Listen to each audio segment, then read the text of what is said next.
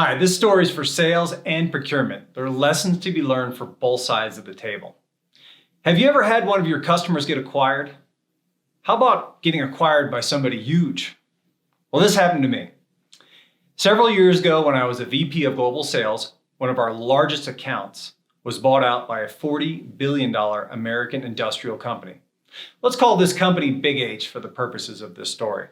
Now, Big H's strategy was to roll up markets and drive profits by synergies.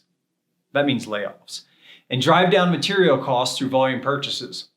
I like to call it intimidation with their suppliers. So the customer who was acquired had a long-standing business relationship with us, and it was valued at over $20 million in annual sales. Everything we sold to them was unique, sole-sourced, and absolutely critical for the functionality of their end product. If we didn't ship them product, hey, their product didn't turn on. They needed us. So shortly after the acquisition was complete, Big H invited my team to meet with them in their office. The pretense to this meeting was a business review, but we knew different. Anyone who's ever been in sales knows what it's like to go visit a company like Big H. Let me paint you a picture. You arrive, you show your ID, you get a badge, and then you're asked to go sit and wait in the corner of some lobby somewhere where you've got a bunch of magazines out on a table until someone decides to come and get you. And this can take a while. Finally, after you've been marinating in the corner of the lobby, you're escorted to a small conference room where you have a group of people you've never met before who are waiting for you. And they're waiting to take advantage if they can. Let's be clear. In this situation, you're not in control, and you haven't been since the time you entered the building. And this is exactly what happened to us at Big H. After a short introduction and a meet and greet with their global VP, they wasted no time in telling us what they wanted. So let me walk you through their objectives for the meeting. And this is an actual print from the slide that they had. I'm going to show it up on the screen here. So in the first bullet, they were basically telling us that they stripped out the organization from our existing supplier and they had replaced everybody with their own people. So all of our friends were gone. We had no relationship. Secondly, NPI is new product implementation, and they were going to give new projects to people who are on their preferred supplier list, PSL.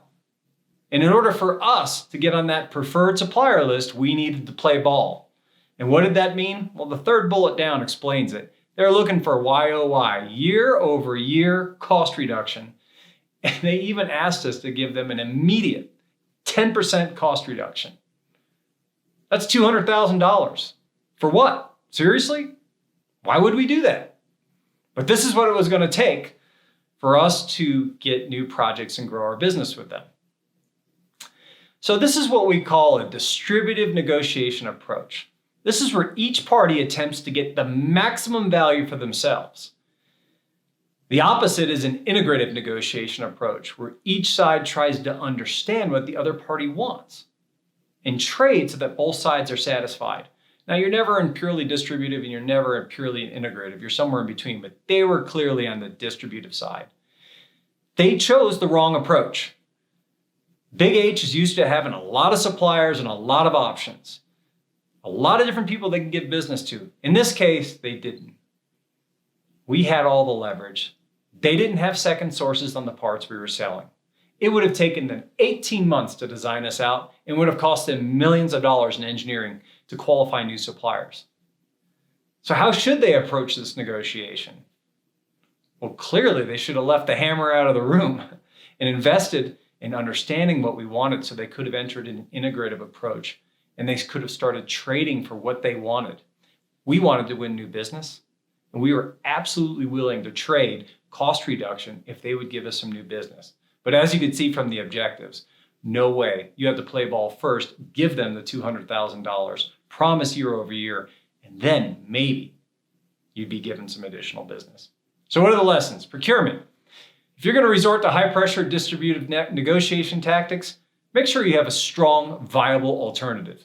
If you don't, find out what your counterparty wants and be prepared to trade. Sales. Make sure that you're clear on what your value proposition is. Hey, ours was we were sole sourced. Also, we had received excellent supplier scores in every QBR from that company that was acquired. And we also knew they had no alternative. Sales, also be prepared to be uncomfortable and stick to your game plan.